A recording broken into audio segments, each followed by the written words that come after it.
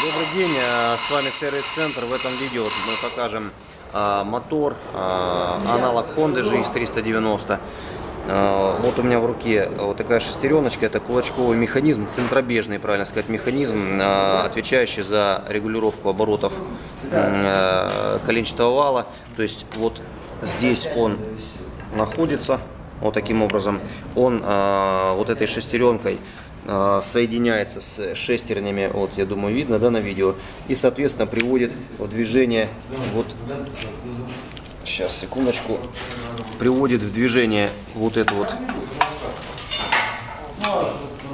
тягу, вот она тяга, вот, соответственно, она увеличивает подачу топлива на карбюраторе, соответственно, увеличивает обороты мотора, то ли уменьшает. Вот эти вот кулачки в зависимости от центробежной силы во время вращения смещаются, то есть раздвигаются, то ли же больше подходит сюда, к середине, к валу. Вот, соответственно, это все...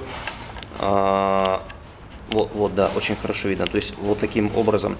Да, и, соответственно, вот это превращение, центробежная сила воздействует на этот механизм. Вот, соответственно, идет давление вот этим валом, да, и за счет вот этих вот шестеренок, да, это передается с вот этой шестеренки крутящий момент на те шестеренки. Вот, и, соответственно, потом в движение приводится уже непосредственно вот эта тяга. Вот. Что можно наблюдать, когда вот этот механизм, как в данном случае, вышел из строя?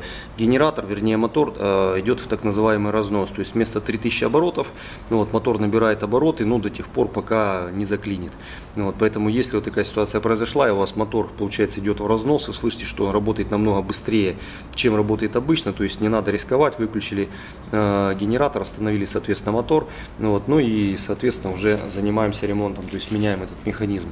В этом генераторе еще проблема с карбюратором была, то есть пришлось чистить, регулировать. Вот, понятно, свеча зажигания была, масло черное.